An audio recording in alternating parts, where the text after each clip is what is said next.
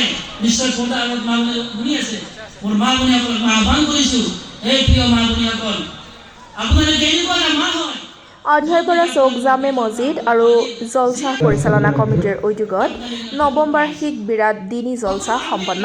যদি নিয়ত যদি ঠিক নাথাকে তেনেহ'লে তিনিটাৰ পৰা আমাৰ একো কাম নহ'ব। ইয়াতকৈ উঠি ঘৰত যদি আৰামত শুই থাকোঁ হাজোৰ আধিয়াৰপাৰা স্থিত আধিয়াৰপাৰা ঈদগাহ ময়দানত আধিয়াৰপাৰা চৌক জামে মছজিদ আৰু জলছা পৰিচালনা কমিটিৰ উদ্যোগত নৱম বাৰ্ষিক বিৰাট দিনী জলছা ভাগি বনাধ্য কাৰ্যসূচীৰে সম্পন্ন কৰা হয়।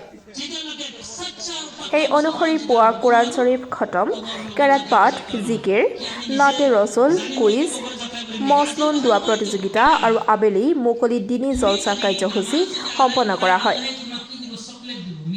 উক্ত মুকলি দিনী জলছা কাৰ্যসূচীত ইছলাম ধৰ্মাৱলম্বী লোকসকলৰ পবিত্ৰ কোৰাণ শ্বৰীফৰ লগতে সমাজৰ পৰা ড্ৰাগছ নিচাজাতীয় দ্ৰব্যৰ প্ৰচলন বন্ধ কৰি এখন শান্তিপূৰ্ণ সমাজ গঢ়াৰ লক্ষ্যৰে বৰ্তমানৰ যুৱ প্ৰজন্মক মানৱীয় সভ্যতাৰ নীতি শিক্ষাৰে সৰ্বাংগ সুন্দৰৰূপে গঢ় দিয়াৰ লক্ষ্যৰে বিৰাট দিনী জলছাখনি অনুষ্ঠিত কৰা হয় বুলি জানিবলৈ দিয়ে আয়োজক সমিতিয়ে।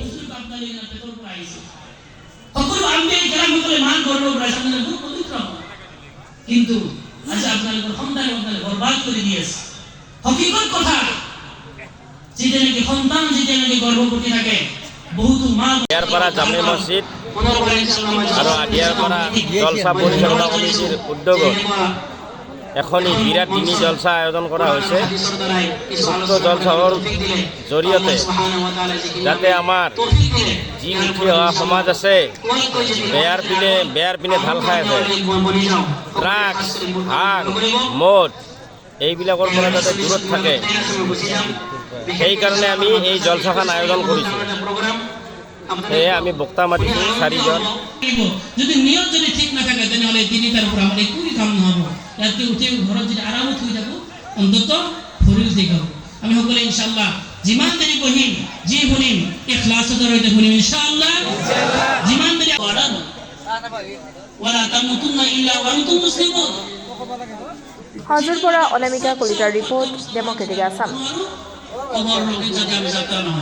আমি নিজে জানি শুনি কি কবৰ যাত্ৰা কৰিম নেকি? আজিৰ কথা নহয় এইটো। এটা তুমি যদি নামাজ যদি আদায় কৰা আল্লাহে তোমাক কি দিব? চকলেট দিব, মিঠাই দিব।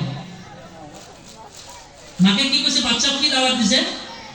যদি তুমি যদি নামাজ যদি আদায় কৰা আল্লাহে তোমাক কি দিব? চকলেট দিব, মিঠাই দিব।